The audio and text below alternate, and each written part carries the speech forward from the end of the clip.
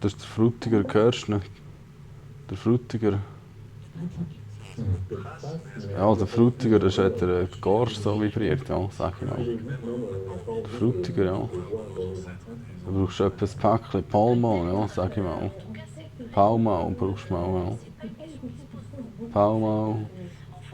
Strong, ja, oder Medium geht da, ja. Also das geht ja nicht mit den Schwachen, ja. Da musst du die starken Palmal haben, ja. Palmal, ja, sag ich mal. Oh, wirklich, ja. Echt, ja.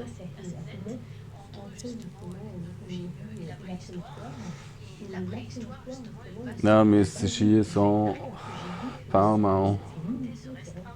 Weiß doch auch nicht, ja. Ja, müsstest hier irgendetwas machen, ich weiß auch nicht. Irgendetwas haben wir machen, es hat uns die Filmung daraus gemacht. Ja, das war etwas, sag ich. Ah, hier sind wir das erste Mal hier gewesen, dann sind wir hier gewesen, dann sind wir hier gewesen. Und dann finden wir es da auch raus. Dann sind wir wieder dort auch. Was ist denn das? Ja.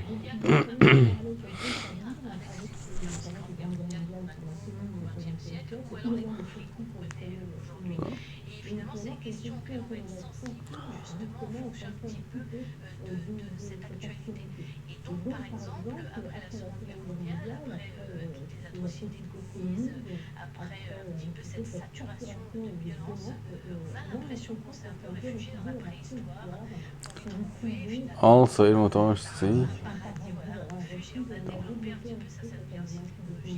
Genau. Genau. So, aber nachher was konkret? Ich weiss aber nicht mehr. Kochen müssen wir auch. Gucken.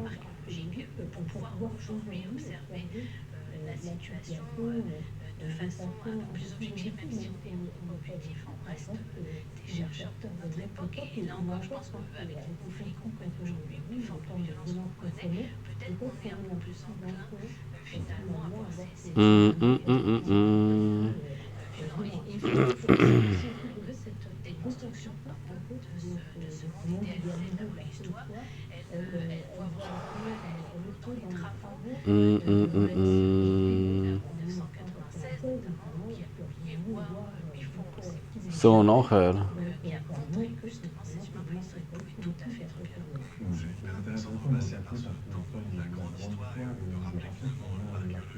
Ja.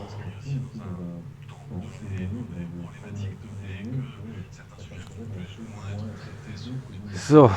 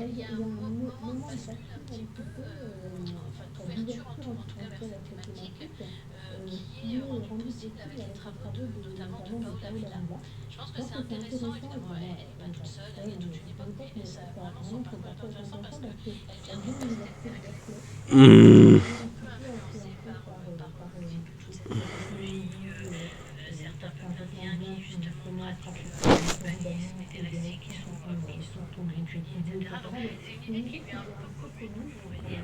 Et elle va travailler en France, notamment sur le site de Fondry-Moi, donc une peinture thérapeutique, voilà, dont on parle, là où finalement elle a un assemblage de restes humains qui montrent toute une série de traces.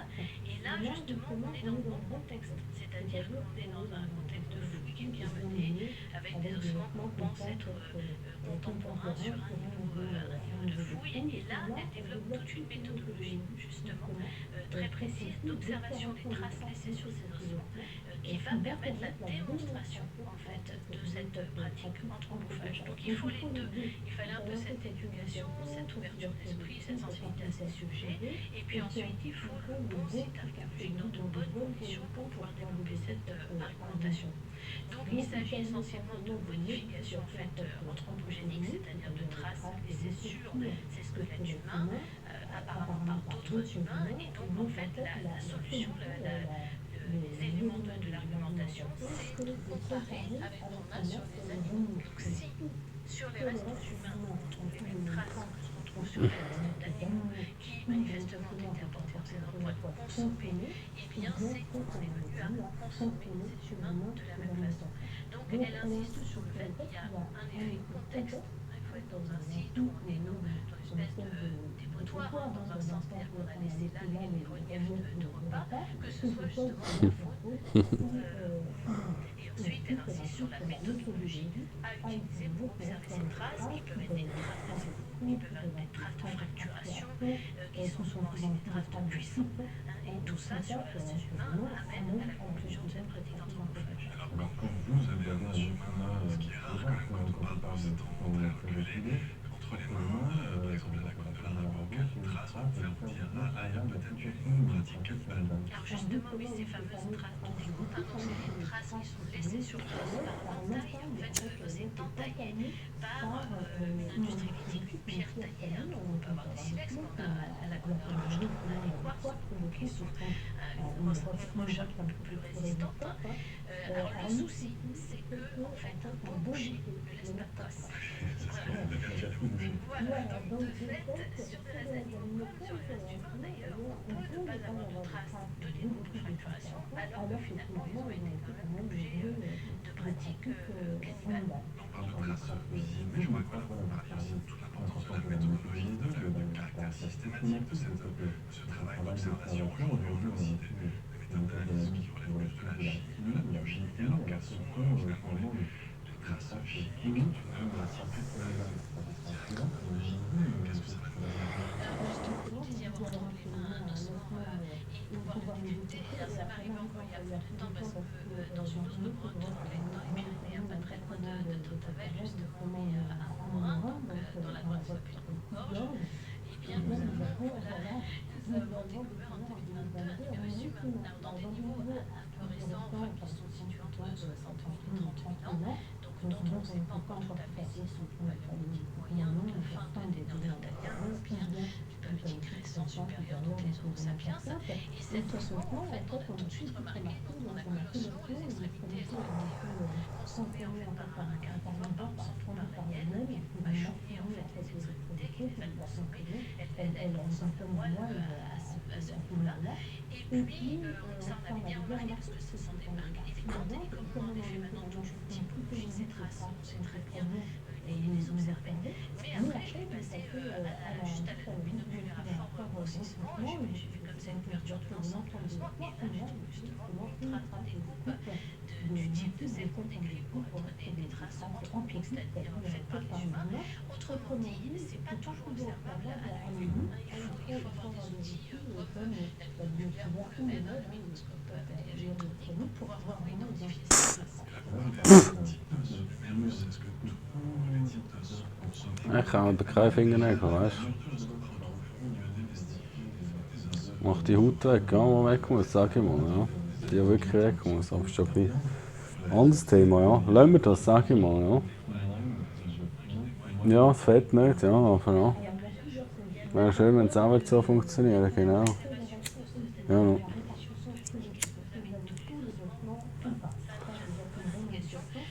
Nein, wenn wir retten den, oh Gott, verstutz nochmal. Ja, weiß auch nicht, ja.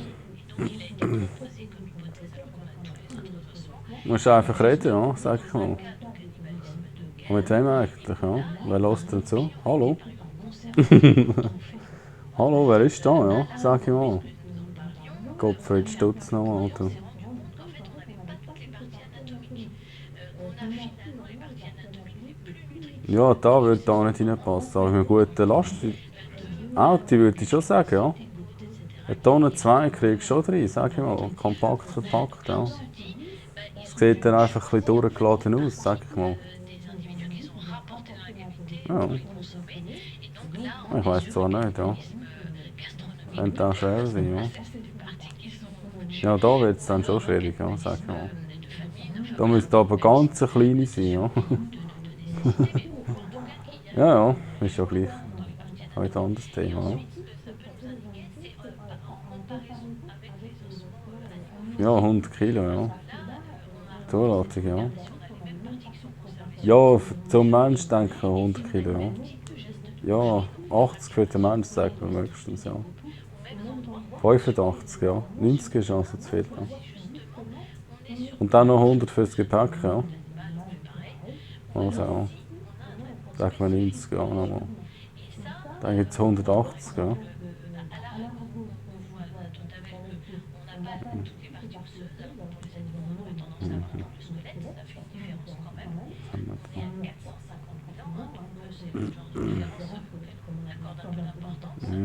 Mais dans d'autres sites, je pense aussi par exemple de Buran-Kaya en Crimée, où là on a des Homo sapiens autour de 36 ans.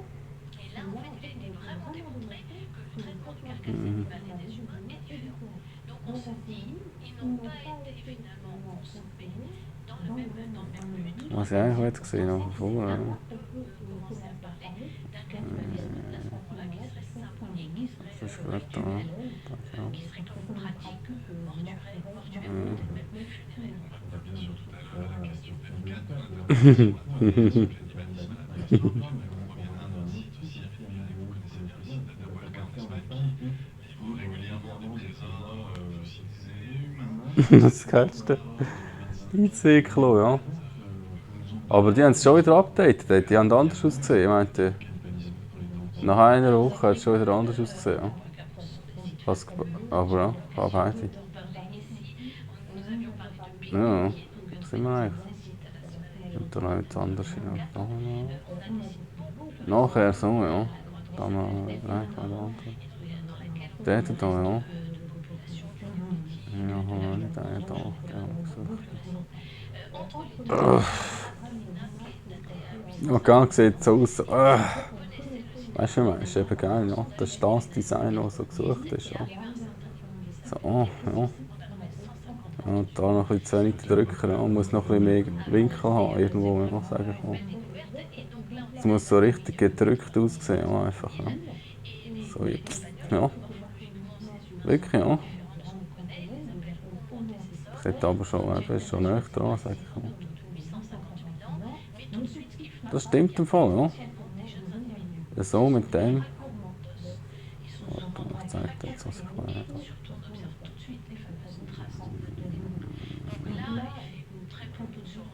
Ich kann das eigentlich übereinander. Ja, Sakara. Und jetzt Kreativität. Da machen wir so. Ja.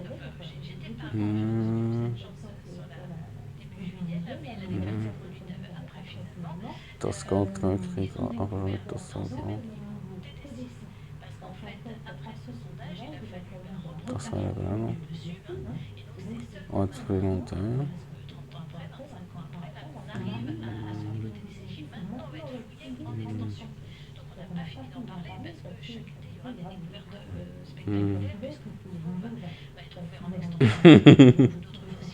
Là, en effet, il y a plusieurs temps qui sont sortis, voilà, il y a plusieurs éléments. Au milieu, il faut quand même le rappeler, ça c'est un élément qui me semble important. Au total, 1300 coquelites, c'est-à-dire extrêmement anciennes, qui sont fossilisées. C'est quand même, dans ces premiers niveaux, on est quand même dans C'est gerade noch so drauf. c'est là qu'on verra So, ja. Wow. Et donc, parmi ces restes humains, il y a toujours 7 c'était, il y a un fragment de vertèbre. Sieht man halt hier nicht den ganzen, sag ich mal. Das ist ja mit der Größe. Nein, es ist nicht so. Qui est fragmentaire et qui présente So, des nochmal espaces von vorne. de très belle qualité. Et à ce moment-là, Da richtig la sauber. télévision et l'espagnol Roberto Butler dans ce sens-là, à savoir que ce sont donc des strides, en fait, Einfach des jetzt mal articulations super. de la du crâne Also nur für einen ist das, sag ich mal, ja. cervicale, Ah, ou bien peut-être Kopf même ist das. voilà, trace de décapitation. Jetzt haben wir da. Ja,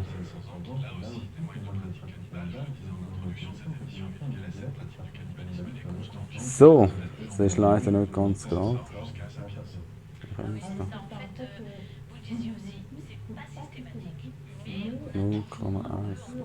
et pour certaines périodes, quand même, c'est une pratique qui Schau a jetzt. une importance. Et le néolithique, c'est Aber warte, nein. une période au cours de laquelle on a beaucoup de cas, mais c'est vrai que, même en regardant un peu moins dans le registre fossile, on trouve toujours sur les premiers Homo sapiens, sur le site de Verto, par exemple en Afrique de l'Est, on a des traces de cannibalisme. Donc c'est vraiment une pratique qui n'est pas absente dans l'évolution fossile. Tout ça, donc, la question délicate du sens qu'on peut donner à cette pratique du cannibalisme pour introduire cette question. J'aimerais bien entendre la voix de l'archéologue et préhistorien Jean Guinel en 2003 qui répond aux questions que Jean-Noël Jacquemin. Ce que tu veux encore dans cette étude.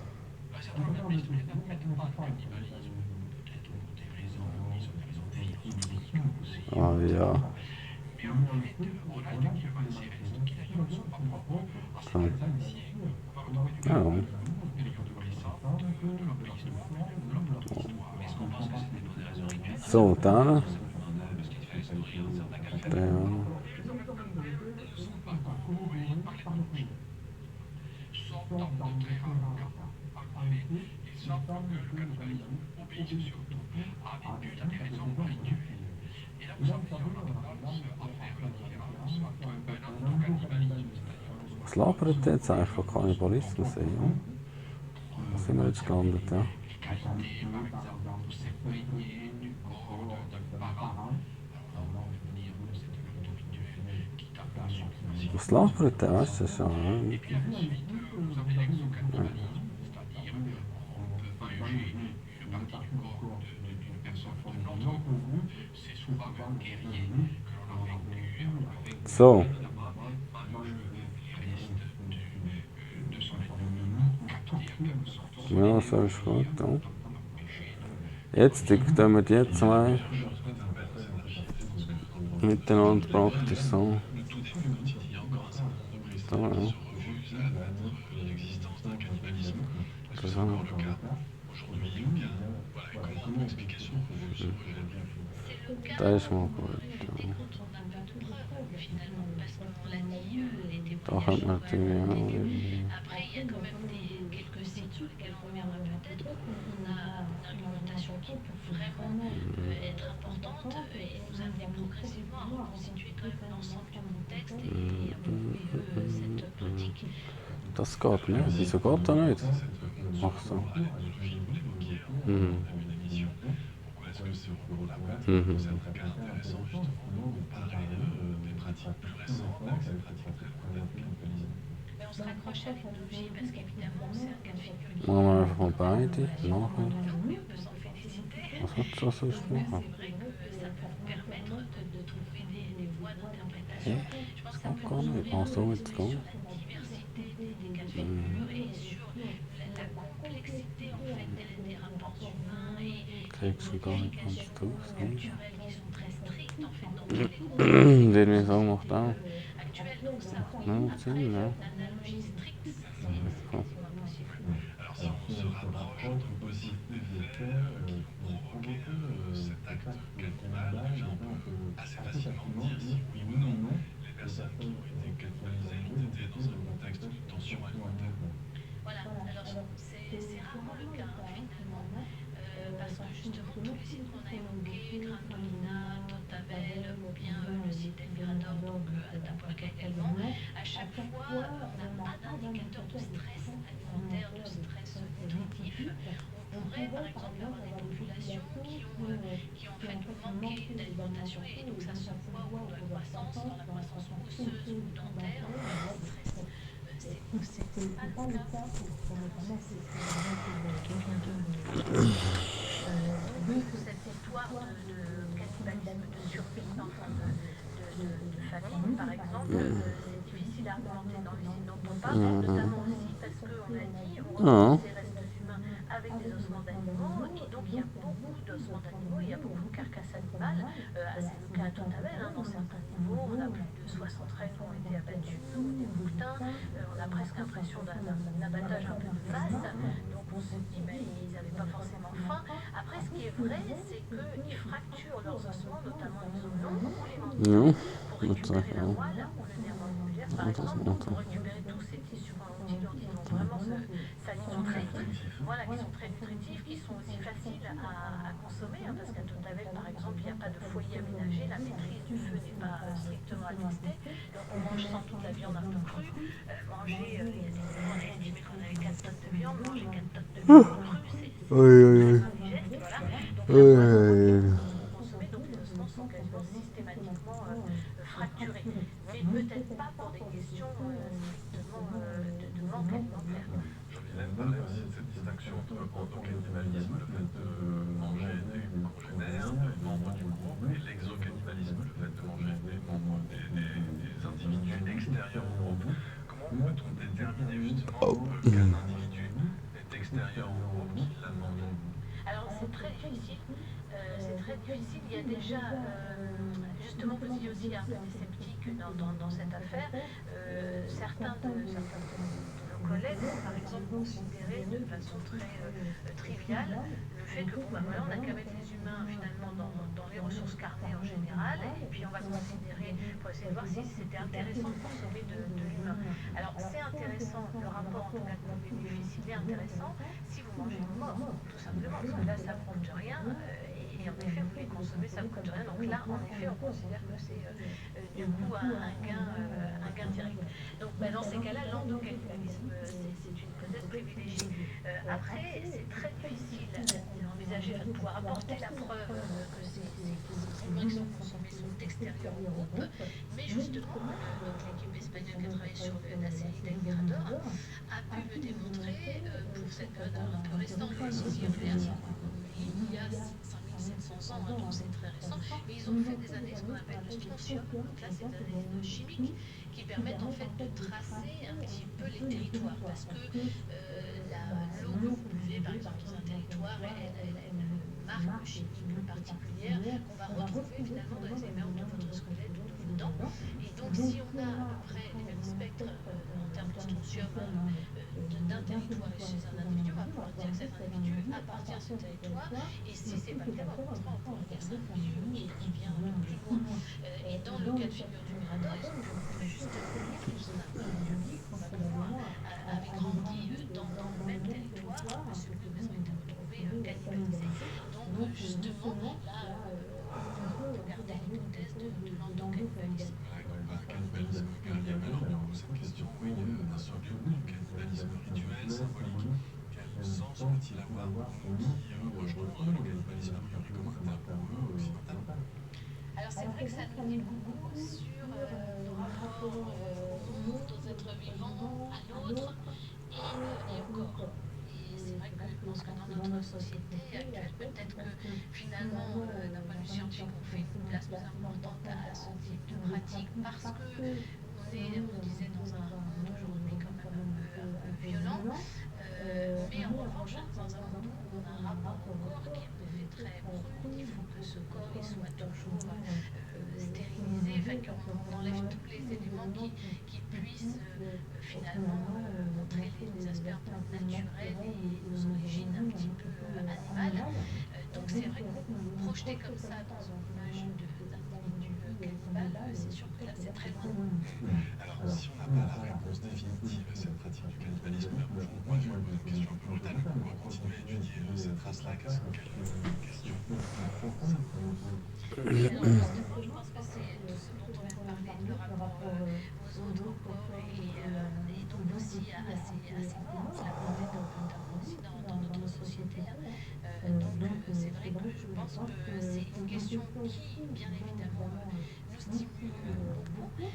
On a envie de décrypter au mieux ces humains du passé, bien sûr, et tout en sachant qu'il y a certaines limites, mais aussi peut-être voilà, de retrouver le témoignage d'autres grands équilibres entre l'homme et la nature, tels que nous ont vu dans le passé. Ça pose finalement aussi cette question universelle de l'humain, l'humain est-il universel? Comment jouer à commettre des pratiques qui sont pour nous violentes, qu'elles soient symboliques ou non? Ça, c'est un peu la question aussi. C'est ça, je pense que chez les anglo-saxons, qui ont beaucoup plus travaillé la question que nous, ça a été repris tout ça dans un livre qui s'appelle L'origine de la guerre et qui a été publié par Jean-Claude Favin-Lévesque, qui était un de nos doctorants, qui a publié ça il y a peu de temps chez l'Harmattan en 2023. Il reprend un petit peu toute cette trame et justement on voit bien que l'enjeu au fond, c'est d'enraciner la violence. Est-ce qu'elle est intrinsèque aux êtres humains? Est-ce qu'elle est innée ou pas? C'est bien de ça dont il s'agit. Et je pense qu'en remontant le fil comme ça de ces pratiques cannibales qui se rapprochent d'une certaine forme de violence ou de traque familiale entre groupes, c'est un petit peu ce qu'on essaye de tester. L'homme est-il fondamentalement bon ou pas? Vous avez quelques heures pour répondre à cette question. Vous nous écoutez. Merci beaucoup, en tout cas, à vous, Amélie Vianney, d'être venue nous parler de cannibalisme à la préhistoire. Notre voyage dans le temps chasse au terme. Un grand merci à toute l'équipe, à Étienne Bonne-Sansigny, à la réalisation Philippe Bétard. Merci à Julie Lemège aujourd'hui à la technique. Et merci à nos partenaires Rap. Vous pouvez réécouter cette émission comme toujours sur l'appli Radio France ou bien sur le site franceculture.fr. N'oubliez pas de régler vos comptes à l'heure des sciences. On se retrouve la semaine prochaine, même heure, même endroit, pour une nouvelle exploration du passé au présent. France Culture. Duchesse d'Aquitaine, de Marie Macabessière, une croisade, un divorce oracassant, 2 royaumes, 10 enfants, une rébellion et 15 ans de prison.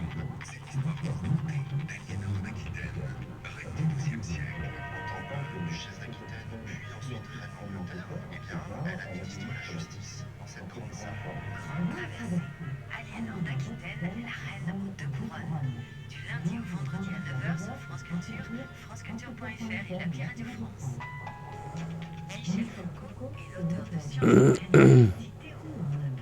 Pour le centenaire de sa naissance en 2026, des extraits de ses cours au Collège de France permettent de s'immerger dans la pensée du philosophe en résonance avec les questions et les inquiétudes actuelles. Le mot qui paraît perfide, c'est pas le mot fou.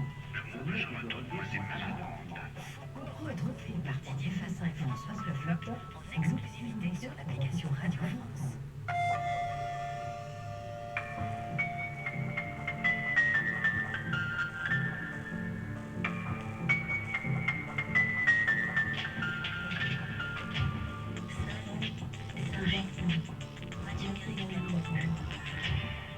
France Culture, salle des archives, tapis de salle gosse. Épisode 5, le brouillage des lignes. Avec Tapis, il faut toujours en revenir à la télévision. C'est là que se situe le nœud de ce qu'il représente, y compris dans le domaine politique dont nous allons parler maintenant. Je me souviens qu'au tournant des années 90, il y avait des débats sur le fait de savoir si les hommes et les femmes politiques devaient, oui ou non, se rendre dans les émissions de divertissement à la télévision. On commençait en effet à les voir sur des plateaux inattendus, interrogés à comprendre dans des émissions comme Nulle part ailleurs sur Canal+, ou encore chez Michel Drucker sur France 2. Adolescent au cerveau par définition plastique, je commençais à côté à m'intéresser à la politique et j'étais à la recherche d'un parti dans lequel me retrouver.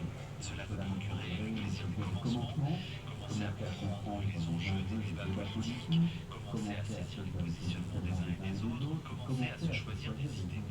Je le faisais avec la même évaluation patiente des différentes options que devant les bacs d'un classique au moment de choisir un qui soit à la fois original, mais aussi sans trop le risque de décevoir. C'est à ce moment-là, au milieu des années 90, que j'ai eu mon gros moment Robert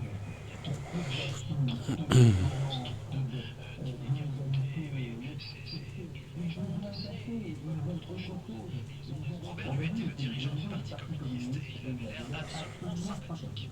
Je l'avais déjà vu par ailleurs, justement, et franchement, ce monsieur avait l'air d'un... Oh, Il disait des trucs qui das geht tombaient wahrscheinlich nicht, ja. surtout, Checkst. c'était bien à la télé. Oh. Georges Marchais, l'ancien premier secrétaire du Parti communiste, qu'on voyait toujours éructé derrière son pupitre et engueuler les journalistes. Robert Lulu, lui, avait l'air moderne sur le plateau de la chaîne estampillée la plus cool de France. Il incarnait un changement de bonhomme, mais un changement tout de même. Et puis, c'était les années 90. Les choses allaient globalement bien. On pouvait s'entendre un peu avec Robert Lulu, qui était toujours d'accord pour changer le monde, mais il ne parlait plus de révolution. Il était même devenu compatible avec Canal+, partenaire officiel de la longitude, de Cannes, des stars, du foot, du porno et des fêtes en galerie VIP, pas tellement l'école de la sobriété. Finalement, je crois que je trouvais rassurant cette annonce des contraires. Après tout, j'aimais bien Canal+, et j'aimais bien aussi Robert. De France, c'était réconcilié, c'était une sorte de famille. Les débats et devient un passage obligé pour tous les candidats. Regardez. Bonsoir messieurs, je me présente, je m'appelle Robert et je suis le secrétaire national du Parti communiste français. Donc planté, je peux pas discuter, qu'est-ce que Alors, la question de savoir s'il fallait que le personnel politique So, dann. dans les émissions de divertissement, j'avais aussi voté. C'était d'ailleurs agréable de voir des idées arrêtées sur tout le politique, c'est vraiment le plus bel âge de la vie. J'aurais donc signé dès demain une pétition en faveur Ja, de Geld wahrscheinlich, ja. politique dans les émissions de divertissement. Nachher machst du mal. Parce que c'était fun. Il faut dire que je n'étais pas le seul à penser de cette façon, et à part quelques personnes considérées généralement comme grincheuses et auxquelles on ne prêtait aucune vie sexuelle, la plupart des Français semblaient de mon avis. Tout le monde s'était déjà habitué au mélange des genres depuis que Jack Lang lui-même avait usé de l'autodérision dans une émission de 1987 où il avait joué au vieux dragueur dégoûtant dans un sketch avec l'actrice Miu Miu. Qu'est-ce qu'il est collant, ce type? Je dis rien parce que je veux pas faire de scandale, mais alors, quel coup de colle! Il se fait des idées, quoi. J'accepte cette solution avec lui pour pas faire tapisserie devant les copines, mais alors, j'en veux plus. Mine de rien, je suis en train de parler moi. J'en parle sec.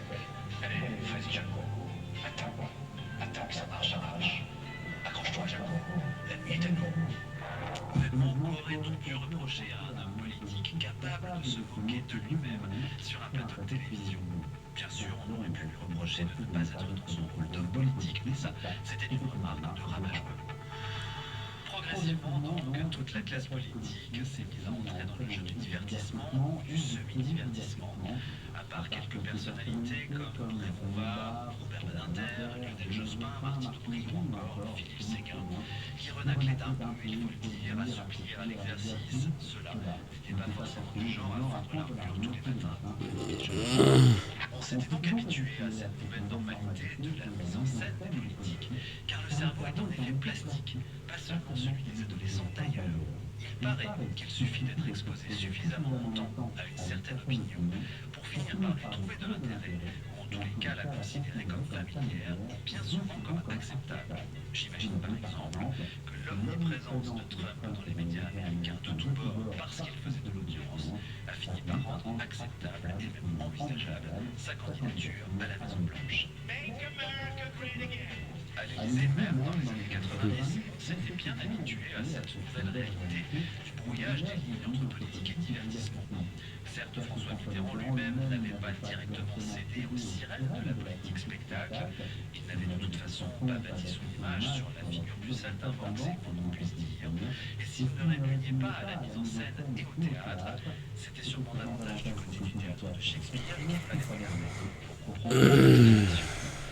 En revanche, c'est bien lui qui avait encouragé la montée en puissance de Bernard Tapie dans l'écosystème politique, convaincu que sa modernité et son dynamisme seraient un atout pour rallier la gauche.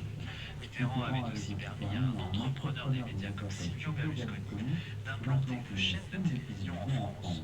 Or, clairement, Berlusconi n'était pas là pour construire des digues, et le grand spectacle. Il était là pour faire de l'audience, et vous allez voir que ça ne va sans rien avec Bernard Tapie. Oh, der Mitterrand. Nous sommes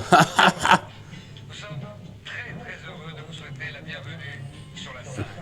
Merci d'avoir Charlie. Miseurs, merci d'avoir ouvert votre maison et nous espérons votre cœur à la 5.